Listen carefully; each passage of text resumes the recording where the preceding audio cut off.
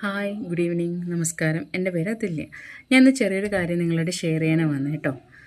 നമ്മളോട് ഒരാൾ ചോദിക്കുകയാണ്, നിങ്ങൾ കോൺഫിഡൻ്റ് ആണോ എന്ന് ചോദിക്കുമ്പോൾ നമ്മൾ എത്ര പേര് കോൺഫിഡൻ്റ് ആയിട്ട് കൈ ഉയർത്താറുണ്ട്? നമ്മൾ വളരെ കുറച്ച് പേരായിരിക്കും അല്ലേ. എപ്പോഴും നമ്മുടെ കോൺഫിഡൻസ് എന്ന് പറഞ്ഞ സംഭവം എപ്പോഴും എവിടെ ആയിരിക്കും എന്നറിയോ? മൂന്നാമതൊരാളിൽ. നമ്മളോട് മൂന്നാമതൊരാൾ പറയുകയാണ് നിന്നെ കൊള്ളാം, അല്ലെങ്കിൽ ഇത് നീ ചെയ്ത് ശരിയായെന്ന് പറയുമ്പോൾ നമുക്ക് ഭയങ്കര കോൺഫിഡൻറ്റാണ് ഇല്ലേ. ആ കോൺഫിഡൻസിൻ്റെ ലെവൽ നമ്മുടെ ആ ഒരു ഡേ മുഴുവൻ ഉണ്ടാവും. അതേസമയം കൊള്ളില്ല എന്ന് പറയുമ്പം ആ കോൺഫിഡൻസ് ലെവൽ അങ്ങ് താഴ്ന്നു പോകും. ഒരു എക്സാമ്പിൾ പറയട്ടെ. ഇപ്പം നമ്മൾ പോകുന്ന വഴി ഷോപ്പിലൊരു ഡ്രസ്സ് നമുക്ക് ഇഷ്ടപ്പെട്ടു. നമ്മുടെ മനസ്സിൽ ഇഷ്ടപ്പെട്ട ഒരു ഡ്രസ്സ് അവിടെ കിടക്കുന്നു.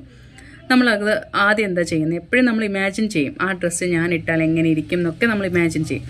എന്നിട്ട് നമ്മൾ ഇഷ്ടപ്പെട്ട് ആ ഡ്രസ്സ് എടുത്തു.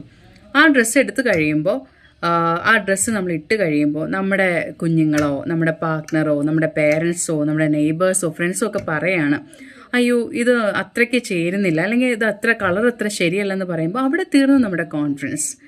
ഒരിക്കലും നമ്മുടെ കോൺഫിഡൻസ് ലെവൽ അങ്ങനെ ആയിരിക്കാൻ പാടില്ല. തേർഡ് പേഴ്സണിലല്ല നമ്മുടെ കോൺഫിഡൻസ് വേണ്ടത്, നമ്മളിലാണ് നമ്മുടെ കോൺഫിഡൻസ്. നമുക്ക് സെൽഫ് കോൺഫിഡൻസ് ഉണ്ടാവണം. ആ സ്കില്ല് നമ്മൾ ഡെവലപ്പ് ചെയ്തെടുക്കണം. നമുക്ക് ഇഷ്ടപ്പെട്ട് നമ്മൾ ഇമാജിൻ ചെയ്ത് ഇഷ്ടപ്പെട്ട് വാങ്ങിച്ചതല്ലേ. അപ്പോൾ ആ കോൺഫിഡൻസ് എനിക്ക് കൊള്ളാമെന്നൊരു കോൺഫിഡൻസ് നമുക്കുണ്ടെങ്കിൽ പിന്നെ നമുക്ക് ഒന്നും പേടിക്കണ്ട. So be confident. Have A good day.